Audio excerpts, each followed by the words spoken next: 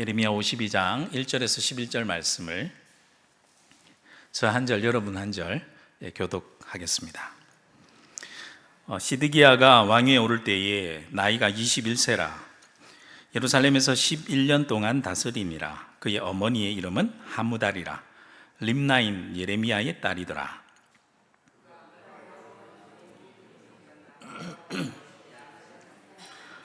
여호와께서 예루살렘과 유다에게 진노하심이 그들을 자기 앞에서 쫓아내시기까지 이르렀더라. 시드기야가 바벨론 왕을 배반하니라.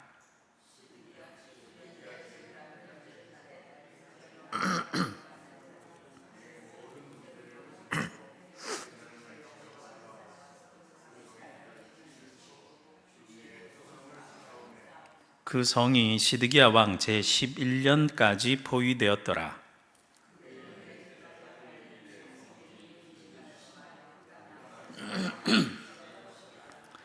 그 성벽이 파괴됨에 모든 군사가 밤중에 그 성에서 나가 두 성벽 사이 왕의 동산 견문길로 도망하여 갈대아인들이 그 성읍을 에워쌌으므로 그들이 아라바 길로 가더니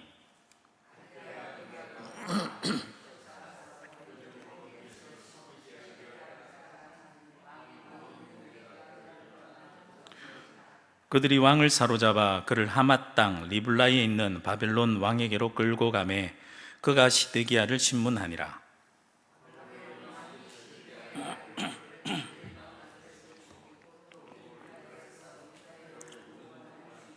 함께 보겠습니다. 시드기야의 두 눈을 빼고 놋사슬로 그를 결박하여 바벨론 왕이 그를 바벨론으로 끌고 가서 그가 죽는 날까지 오게 가두었더라. 아멘. 하나님의 말씀은 반드시 이루어집니다. 믿으십니까? 네. 성경에는 말씀하시고 말씀하신 그대로 이루시는 하나님의 이야기가 담겨 있습니다. 하나님께서는 하나님의 사람을 통해서 말씀을 전해 주십니다. 예레미야는 하나님의 말씀을 받은 사람이었죠. 예레미야는 자신이 받은 하나님의 말씀을 다른 사람들에게 전했습니다.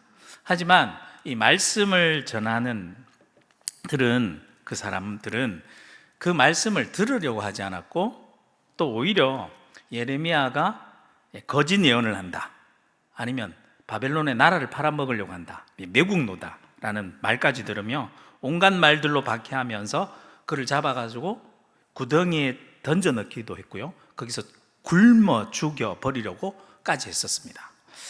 왜냐하면 예레미야가 전한 하나님의 말씀이 우리들이 듣기 좋아하는 축복의 말씀, 성공하는 말씀, 형통한 그런 메시지가 전혀 아니었기 때문이죠. 심판의 메시지였기 때문입니다. 듣기 좋은 말씀이 아니라 내가 드러내고 싶지 않은 내면의 깊숙한 나의 죄악의 모습을 말씀을 통해서 드러내게 되고, 나에게 회개해라 라는 같은 그러한 변화를 요구하는, 내 입장에서는 듣기 싫은 말씀을 전했기 때문이었습니다. 내가 아무리 듣기 싫은 말씀이라 할지라도 하나님의 말씀은요, 말씀 그대로 반드시 이루어집니다. 내 마음에 들지 않는다고 말씀을 외면하거나 그 말씀이 거짓이라고 주장해봐도 아무 소용없습니다. 하나님의 말씀은 반드시 말씀한 그대로 이루어지게 되어 있습니다. 오늘 말씀인 예레미야 52장 말씀만 봐도 그래요. 앞에서 51장까지 말씀이 어떤 말씀이었나요? 이방 여러 나라들에 대한 심판의 메시지가 계속 연이어졌죠. 그리고 유다를 향한 하나님의 심판 메시지가 예레미야를 통해서 거듭해서 전해졌었습니다. 거듭 심판의 메시지를 보낸 하나님의 마음은 무엇이었을까요? 왜 계속해서 심판의 메시지를 전했을까요? 그것은 심판의 메시지를 듣고 원래 마음은 회개하고 돌이키길 원하는 것이 원래 하나님의 마음이겠죠. 하지만 그들은 그것을 듣지 않았고 말씀을 외면했고 오히려 그 말씀을 거짓으로 막 몰아갔습니다. 그래서 결국 이제는 하나님의 말씀 그대로 유다가 하나님의 무서운 심판을 받아서 말씀하신 그대로 바벨론에 의해 철저하게 멸망당하고 백성들은 포로로 끌려가게 되는 내용이 안타깝게도 말씀하신 그대로 이어지는 예레미야 제일 마지막 장 52장 내용입니다. 오늘은 그 중에서도요, 유다의 제일 마지막 왕인 시드기야 왕에 대한 내용이 오늘 첫 앞부분의 내용입니다. 오늘 본문의 내용을 세 부분으로 나누어서 살펴보면 이렇습니다. 1절에서 3절 앞부분의 말씀까지 보면 시드기야 왕에 대한 평가가 나와요. 두 번째는 3절 뒷부분과 8절 말씀까지 보면 시드기야가 결국 하나님의 말씀을 듣지 않고 배반하여서 결국 멸망하게 되는 과정이 적혀져 있고, 9절에서 11절 말씀은 그 과정에서 시드기야가 얼마나 처참한 죽음을 당하는지 그 내용이 나와 있습니다. 첫 번째 부분을 살펴보겠습니다. 본문의 내용을 살펴보기 전에 먼저 생각해야 되는 부분이 있는데요, 이 예레미야 52장의 내용이요, 열왕기하 24장에서 25장에 나오는 내용과 거의 똑같습니다. 거의 그대로 옮겨 놓았다라고 봐도 될 정도로 똑같아요. 게다가 이 내용은요, 앞에서 예레미야 39장 앞쪽에 39장에서도 오늘 내용과 같은 내용을 이미 한번 언급했었습니다. 그런데도 왜 또 여기서 굳이 열왕기 역사서의 내용 거의 그대로 똑같이 한 번 더 언급하고 있습니다. 왜 그럴까요? 어떤 주석서에서 보면 이 52장은 아마 유다가 멸망하고 난 다음에, 예언의 말씀이 있었잖아요. 유다가 멸망하고 난 다음에 예레미야서를 기록한 사람이 아마 봐라, 하나님의 말씀, 예언의 말씀 그대로 심판이 이루어졌다라고, 심판이 이루어진 과정, 심판이 이루어진 것을 보여주기 위해서 부록으로 첨가한 것일 거다라는 설명이 된 주석서도 있습니다. 아무튼 오늘 말씀을 한번 같이 보겠습니다. 1절 말씀해 보시면 시드기야가 왕이 오를 때에 나이가 21세라 예루살렘에서 11년 동안 다스리니라. 그의 어머니 이름은 하무달이라 림나인 예레미야의 딸이더라. 예레미야서를 쓴 그 예레미야가 아닌 동명이인입니다. 다른 사람입니다. 이 시드기야의 이름은요, 정의의 하나님, 여호와의 정의의 하나님이라는 왕의 뜻인데, 원래 이름은 마따니아였습니다. 마따냐라고 해서 여호와의 선물이란 뜻의 이름이었거든요. 그런데 이름이 바뀌어지게 된 계기가 있는데, 유다 왕이 계승 순서를 보면, 사진을 보시면 이것이 남쪽 유다, 잘 안 보이죠? 남유다, 북이스라엘 왕의 계보예요. 계보인데 그 다음 장면을 보시면 남유다 끝부분에 왕을 보면 16대 왕의 요시야 왕이 있습니다. 요시야 왕은 갑작스레 선한 왕이었는데 애굽 왕 바로 누고가 쳐들어왔을 때 무기또에서 그것을 막으려다가 장렬하게 전사합니다. 갑작스럽게. 그를 뒤이어서 17대 여호아하스 왕이, 그의 아들이거든요, 왕이 왕위를 물려받는데 석 달 만에 애굽으로 그만 잡혀가 버리고 맙니다. 그리고 18대 왕으로 여호야김 왕이 쓰는데, 여호야김 왕도 요시야의 아들이에요. 그런데 이는 여호야김은 11년 동안 통치를 합니다. 그런데 바벨론에 쳐들어와서 끝납니다. 그리고 이어서 누가 왕이 되냐면 19대 왕으로 여호야김의 아들인 여호야긴, 김과 긴 다르죠? 여호야긴 왕이 왕위를 물려받는데, 이도 마찬가지로 석 달 동안만 통치를 해요. 바벨론으로 포로로 잡혀가 버리고 말아요. 그리고 바벨론에 의해서 세워진 왕이 마지막 20대 왕, 바로 시드기야 왕입니다. 시드기야 왕은 11년 동안 통치하는데요, 바벨론에 의해 유다가 완전히 멸망할 때까지 왕위를 했는데, 이도 마찬가지로 요시야 왕의 아들이에요. 자, 2절 말씀해 보시면 시드기야 왕은 평가가 뭐라고 받습니까? 2절 말씀 읽어볼까요? 같이 읽어볼까요? 시작. 그가 여호야김의 모든 행위를 본받아 여호와 보시기에 악을 행한지라. 나라가 망하게 되는 첫 번째 길은 지도자가 판단력을 잃어버린다는 것입니다. 시드기야 왕은 선한 왕으로 평가된 자신의 아버지 누구죠? 요시야 왕. 요시야 왕을 본받으면 얼마나 좋아요. 그런데 요시야 왕을 본받지 않고 하필 악한 왕으로 불려지는 그의 형제 여호야김, 그 여호야김의 모든 행위를 본받았습니다. 그 여호야김이 어떤 인물이었냐? 선지자 우리야를 그냥 죽였을 뿐만 아니라, 예레미야서에도 나오죠. 앞쪽에 하나님의 말씀의 두루마리를 발견됐다고 앞에서 읽어주니까 그 두루마리 말씀책을 칼로 툭툭 잘라가 화톱불에 던져서 태워버린 그 인물입니다. 우상을 숭배했을 뿐만 아니라 각종 악한 일을 닮아서 했습니다. 자, 이 모든 일의 평가 기준이 무엇이었습니까? 2절 말씀에 다시 보시죠. 평가 기준이 무엇입니까? 여호와 보시기에입니다. 사람이 보기에 선하다, 악하다 평가할 수는 없습니다. 우리는 너무나도 쉽게 어떤 일이나 어떤 사람 평가할 때 저 사람 선하다, 악하다 평가하잖아요. 그런데 그 평가 기준은 잘못됐습니다. 어떤 사람이 아무리 크게 성공해서 좋은 결과를 냈다고 해서 그 사람이 하나님 보시기에 좋은 평가를 받는 것 아닙니다. 하나님은 우리들의 성공과 어떤 일의 결과를 보고 우리를 평가하시지 않으십니다. 하나님은 어떤 일을 하든지 간에 그 결과를 보시는 것이 아니라 그 일을 할 때에 우리가 하나님 보시기에 선한 마음과 선한 방법으로 했는지 그렇지 않은지를 보고 평가하신다는 겁니다. 요시야 왕 같은 경우에는 갑작스럽게 죽었잖아요. 그런데 그는 선한 왕으로 평가되었습니다. 시드기야 왕의 평가 결과는 무엇입니까?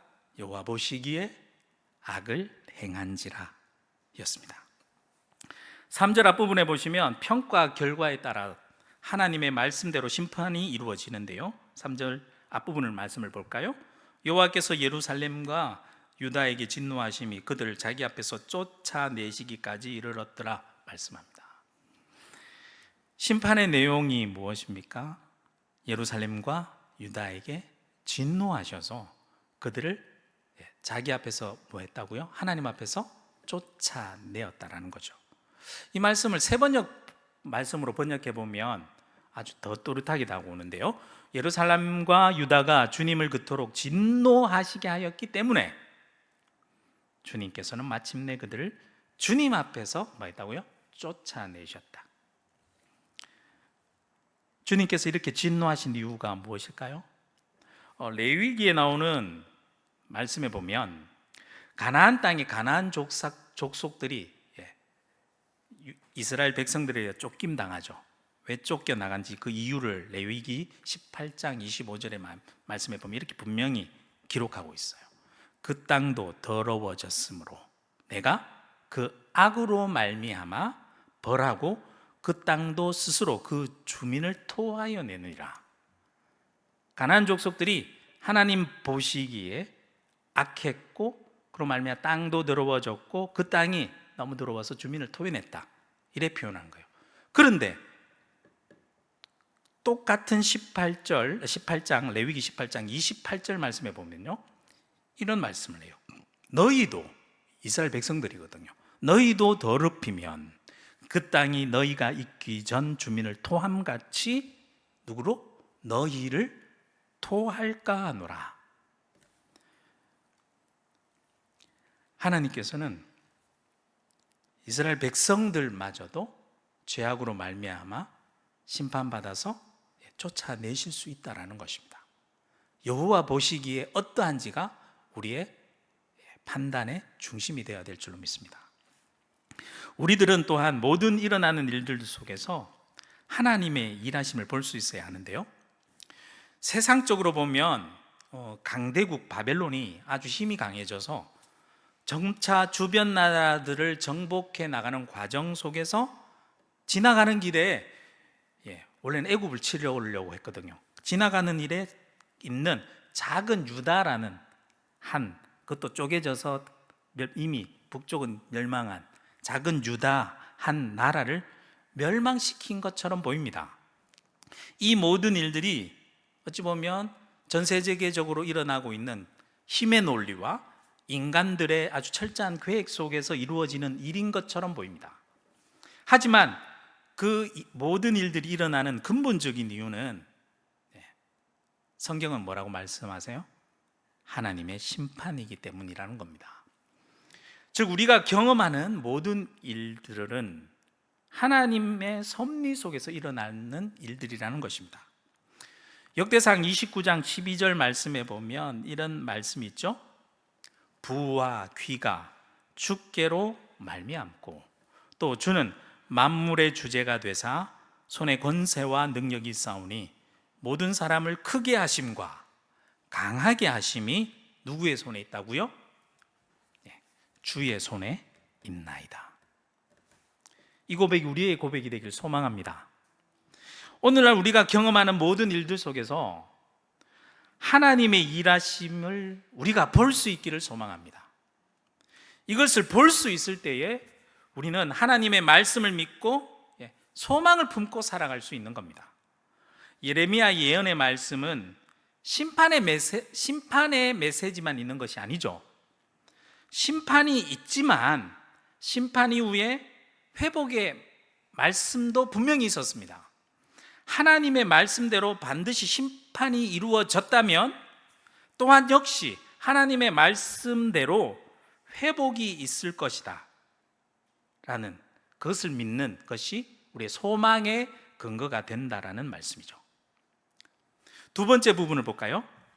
시드기야의 배반에 대한 내용인데요, 하나님의 말씀 그대로 이제 심판이 이루어지는 과정을 한번 살펴보도록 하겠습니다. 3절 말씀 앞 뒷부분에 보면 시드기야가 바벨론 왕을 배반하니라 라고 나오죠. 하나님의 말씀에 대한 배반과 거역이 하나님의 심판 과정 속에 있습니다. 일어납니다. 예레미야가 계속해서 예언한 말씀은 바벨론을 통한 하나님의 심판을 받아들이라 라는 것이었습니다. 그래서 바벨론 왕을 배반했다라는 것은 하나님의 말씀을 배반하는 것과 같아요.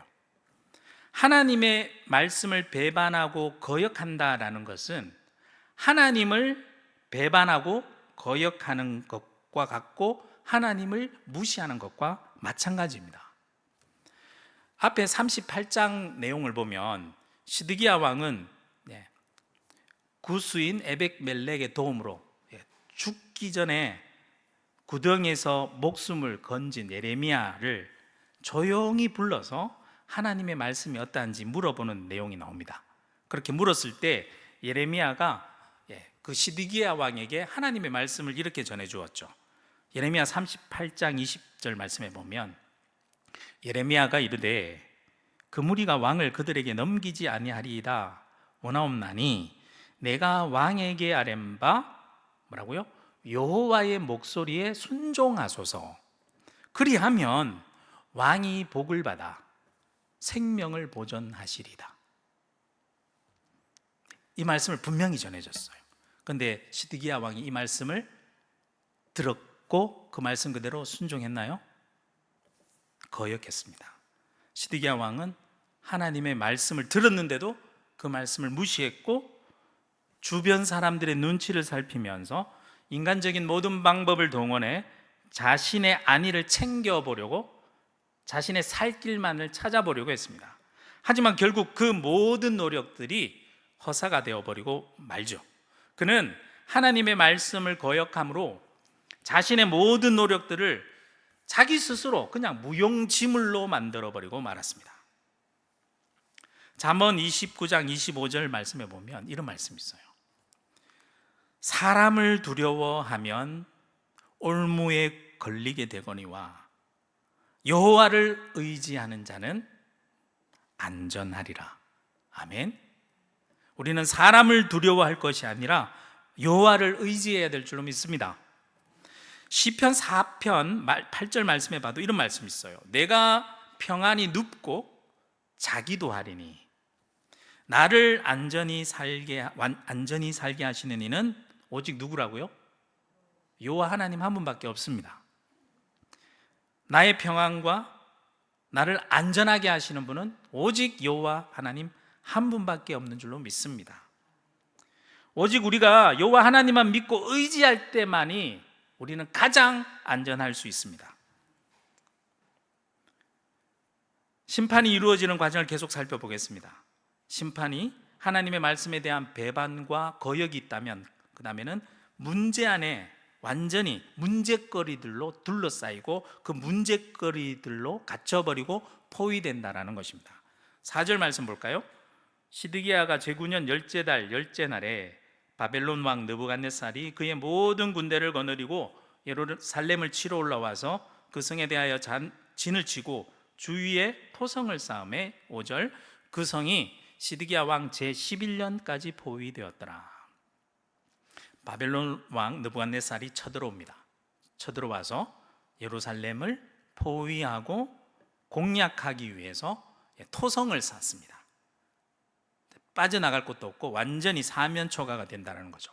그러한 상황을 무려 18개월 동안 성 안에 갇혀서 아무것도 할 수 없는 상태에 빠져버리고 맙니다.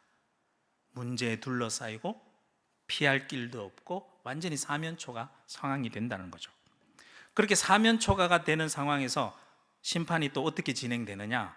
세 번째, 내가 가진 모든 것들이 고갈되어 모든 것들이 사라지는 것을 경험하게 돼요. 6절 말씀 볼까요? 그해 넷째 달 9일에 성중에 기근이 심하며 그 땅 백성의 양식이 떨어졌더라. 하나님의 심판 앞에서는요, 하나님 심판이 진행되면 나의 모든 것, 사소한 것 하나라도 모두 고갈되어 하나님께서 사라지게 하십니다. 사라지게 하셔서 그 무엇도 내가 의지할 수 없게 만드십니다. 그런데도 이스라엘 백성들처럼 그 성을 붙잡고 끝까지 포기하지 않고 항복하지 않고 끝까지 포기하지 않고 계속 고집만 부리게 되면 왕뿐만 아니라 모든 사람들이 형언할 수 없는 고통을 겪게 됩니다. 이때의 비참한 현실을 예레미야 애가 4장 말씀에 보면 잠깐 볼 수 있는데요, 예레미야 애가 4장 말씀에 보면 얼마나 비참한지, 젖먹이가 목말라서 혀가 입천장에 붙고 어린아이들이 떡을 구하는데 어린아이에게 떡을 떼어줄 사람이 벌써 아무도 없어요. 벌써 죽었어요. 그들의 얼굴이 마치 시체처럼 숯보다 검고 그들의 가죽이 뼈들에게 붙어서 막대기같이 말라 어느 거리에서든 알아볼 사람이 없다. 원래 얼굴을 알아볼 수 없을 정도가 된다는 거죠. 오히려 칼에 죽은 자가 줄여 죽은 자들보다 낫다고 할 정도이고, 부녀들이 자기 자녀들을 자기 손으로 자기 자식들을 잡아서 삶아 먹었다. 정말 비참한 현실이 그대로 기록되어 있습니다. 하나님의 무서운 심판이 이루어질 때 예루살렘 성 안에 포위되었을 때 일어난 일들이라는 거죠. 하나님의 심판은 이렇게 무섭습니다. 모든 것들을 사라지게 하고 하나님 심판, 그 다음에 또 어떻게 하시느냐? 믿을 사람이 하나도 없게 됩니다. 7절 말씀해 볼까요? 그 성벽이 파괴됨에 모든 군사가 밤중에 그 성에서 나가 두 성벽 사이 왕의 동산 겸 문길로 도망하여 갈대아인들이 그 성읍을 에워쌌으므로 그들이 아라바 길로 가더니, 지금 어떠한 일이 벌어지고 있어요? 백성들을 책임지고 지켜야 할 왕이 백성들은 내팽개쳐 둔 채 자기가 살겠다고 왕과 왕을 호위하는 군사들 그리고 지도자들이 성을 버리고 지금 도망하고 있습니다. 백성들은 지금 누구를 믿고 있어요? 그 왕을 믿고 있어요. 서로 믿을 수도 있고, 군대도 믿고 있는데 군대도 없고 자신을 지도자들도 믿고 있었는데 믿을 사람 하나도 없어요. 8절 말씀 또 볼까요? 갈대아 군대가 그 왕을 뒤쫓아가서 여리고 평지에서 시드기야를 따라 잡음에 왕의 모든 군대가 그를 떠나 흩어진지라. 시드기야 왕 자신도 믿었던 군대들로부터 배신을 당하죠. 버림을 당해서 모든 군사들은 왕을 버리고 뿔뿔이 자기 살 길을 찾아 모두 흩어져 버리고 맙니다. 그 누구 하나 믿을 수 있는 사람 하나 있어요? 없어요? 없습니다. 그런데 배반한 사람 탓할 수는 없습니다. 그들도 연약한 인간이기 때문에 자신이 궁지에 몰리면 어쩔 수 없이 배반할 수밖에 없기 때문입니다. 우리가 어떠한 상황에 처하더라도 끝까지 믿고 의지할 수 있는 것은 사람이 아니라 누구요? 오직 여호와 하나님 한 분밖에 없습니다. 이렇게 심판이 임했을 때는 누구 하나 믿을 수 없는 상황에 처한다는 거죠. 그리고 마지막 세 번째, 시드기야가 어떤 죽음을 과정을 겪는지 계속 말씀을 봅니다. 9절 말씀에 보면 그들이 왕을 사로잡아 그를 하맛 땅 리블라에 있는 바벨론 왕에게로 끌고 가매 그가 시드기야를 신문하니라. 시드기야가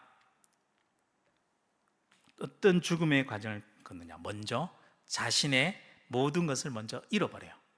자신의 왕의 신분, 자격, 가졌던 모든 권력 다 잃어버려요. 리블라라는 곳에 아마 바벨론에 왕이 있었고 전초기지가 거기 있었던 것 같아요. 그곳에 시드기야 왕이 잡혀서 끌려와서 왕 앞에서 지금 죄인 신분으로 신문을 받습니다. 모든 것을 잃어버린 거죠. 그리고 두 번째로 시드기야는 자기가 먼저 죽는 것이 아니라 비극적인 죽음을 자신의 눈으로 목격하게 됩니다. 10절 말씀 볼까요? 바벨론 왕이 시드기야 아들들을 그의 눈앞에서 죽이고 또 리블라에서 유다의 모든 고관을 죽이며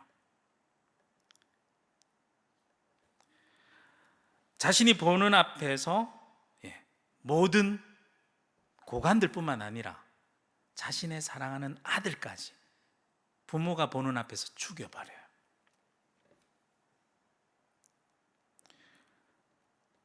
그리고 세 번째로 비극적인 운명을 맞이하는데요, 11절 말씀 먼저 보겠습니다.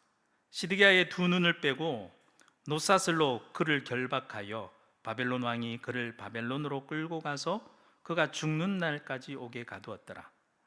두 눈이 뽑히고 노사슬에 사로잡혀서 바벨론까지 끌려가요. 일반적으로 눈을 뽑는 행위는요, 중근동 지방에서 반역한 노예나 영모를 꾀한 본신국의 왕에게 집행하는 아주 가장 잔인한 형태의 형벌이었습니다. 이것도 그런데 놀랍게도 하나님의 말씀대로 이루어진 것이에요.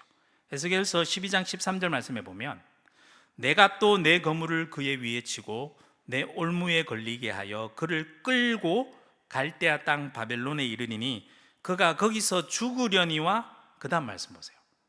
그 땅을 뭐 한다고요? 보지 못하리라. 눈이 뽑혔으니까 못 보는 거 아닙니까? 에스겔 말씀에도 하나님의 말씀대로 이루어진 것을 그대로 예언의 말씀으로 기록하고 남겨두고 있어요. 유다 역사가 요세푸스라는 사람이 있는데요, 그가 유대 고대사라는 책이 있습니다. 그 책에 기록된 거 보면 느부갓네살이 시드기야가 자기 앞에 서자 이렇게 얘기했다고 합니다. 나를 위해 안전하게 나라를 지키도록 약속했을 때 말했던 언약들을 잃어버린 불경건하고 비열하며 조약을 위반한 자다라면서 막 비난하면서 내 행동이 혐오스러워서 너를 우리 손에 멸망시키신 그의 입을 통해서 하나님은 위대한 분이다 오히려 라고 얘기하면서 그의 두 눈을 뽑았다고 그래요. 자, 시드기야가 두 눈이 뽑히기 전에 마지막으로 본 모습은 어떤 모습이었습니까? 두 아들이 죽는 모습, 그리고 자신을 믿고 그토록 따랐던 사람들의 죽음이었습니다.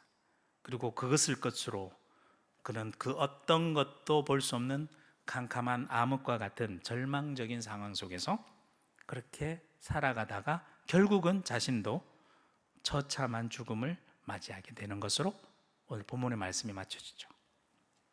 오늘 말씀을 정리해 볼까요? 하나님의 말씀은 다시 정리하지만 반드시 이루어집니다. 하나님은 반드시 말씀하신 대로 이루시는 분이시기 때문이죠.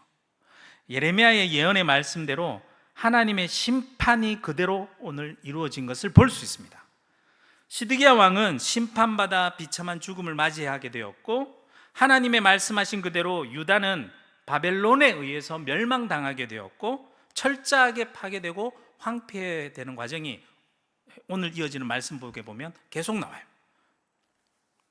자, 그런데 하나님의 말씀대로 하나님의 심판이 그대로 이루어진 것이 우리에게는 오히려 그것이 소망의 근거가 됩니다. 이게 무슨 말이냐? 자, 시드기야 왕을 끝으로 다윗 왕조가 무너졌습니다. 다윗 왕조가 무너졌죠? 그럼 다윗 왕에게 약속하셨던 하나님의 약속이 있죠. 다윗의 언약이라고. 다윗의 후손을 통한 구원의 약속이 그럼 무너진 것 아닙니까? 유다 왕 시드기야 왕을 끝으로 다 멸망해 버렸으니까. 그렇다면 생각해 보십시오. 하나님의 약속이 무너져 버리는 것 아닙니까? 왜냐하면 다윗의 자손 예수가 이 땅에 올 수 없었을 것이기 때문입니다. 그런데 다윗의 자손 예수가 이 땅에 왔죠. 왜 그럴 수 있었을까요? 이미 멸망했는데. 그것은 시드기야 왕 앞에 바벨론으로 끌려간 왕이 하나 있었습니다. 누구죠? 여호야긴 왕. 여호야긴 왕은 바벨론에서 살아남았습니다. 이어지는 본문 예레미야 거의 마지막 부분, 제일 끝부분에 보면 여호야긴 왕이 풀려나고 회복되는 말씀으로 예레미야서가 맞춰집니다. 31절 말씀부터 제가 한번 읽어볼까요?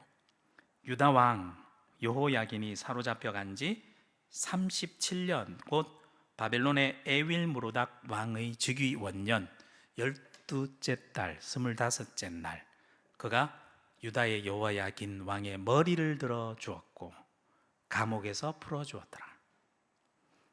그에게 친절하게 말하고 그의 자리를 그와 함께 바벨론에 있는 왕들, 정복된 다른 왕들도 많이 끌려왔었나 봐요. 바벨론에 있는 왕들의 자리보다 높이고 그 죄수의 의복을 갈아입혔고, 모든 것이 회복되죠. 신분도 회복되죠. 그의 평생 동안 항상 왕의 앞에서 먹게 하였으며, 왕의 앞에서 먹었다는 것은 그의 지위가 회복되었다는 것입니다. 그가 날마다 쓸 것을 바벨론의 왕에게서 받은 정량이 있었고, 바벨론 왕도 그를 챙겨준다는 거죠. 죽는 날까지 곧 종신토록 받았더라.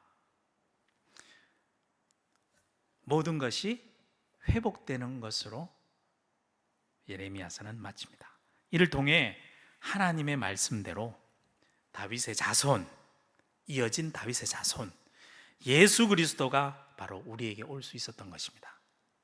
다윗의 언약이 깨어지지 않고 말씀하신 대로 하나님께서 이루어 주셔서 예수 그리스도께서 다윗의 자손으로 우리에게 올 수 있었다라는 거죠. 하나님의 말씀은 반드시 이루어집니다. 심판도 이루셨듯이 회복도 말씀하신 대로 반드시 이루십니다. 하나님은 말씀대로 이루시기에, 그렇기 때문에 우리가 오늘 말씀을 듣고 그 말씀으로 힘을 얻고 희망을 가지고 소망을 품을 수 있는 것 아니겠습니까? 하나님이 말씀하신 대로 예수 그리스도께서 다시 이 땅에 오실 때까지 그 약속도 반드시 이루어질 것이기에 우리가 오늘 하루도 소망을 가지고 살아갈 수 있는 것 아니겠습니까? 하나님의 말씀대로 우리 가운데 놀라운 일들이 반드시 일어날 것이기에 우리들은 오늘 하루도 어떠한 상황 속에 내가 처한다 하더라도 말씀으로 살아갈 힘을 얻을 수 있고, 내일도 기대하는 마음을 가지고 말씀으로 소망을 품고 살아갈 수 있는 것입니다. 시편 33편 9절에서 11절 말씀에 보면 이런 말씀이 있죠. 그가 말씀하심에 이루어졌으며 명령하심에 경고히 있었도다. 여호와께서 나라들의 계획을 폐하시며 민족들의 사상을 무효하게 하시도다. 여호와의 계획은 영원히 서고 그의 생각은 대대에 이르리로다. 아멘. 이사야서 55장 11절에서 12절 말씀에도 이런 말씀이 있습니다. 내 입에서 나가는 말도 이와 같이 헛되이 내게로 되돌아오지 아니하고 나의 기뻐하는 뜻을 이루며 내가 보낸 일에 형통함이니라. 너희는 기쁨으로 나아가며 평안히 인도함을 받을 것이요 산들과 언덕들이 너희 앞에서 노래를 바라고 들의 모든 나무가 손뼉을 칠 것이며. 아멘. 하나님이 말씀하신 것은 이렇게 반드시 이루실 줄로 믿습니다. 하나님의 말씀대로 반드시 이렇게 이루어질 줄로 우리가 굳게 믿고 이 시간 우리 함께 주신 말씀 붙들고 우리가 소망을 가지고 함께 기도하는 시간을 가지도록 하겠습니다.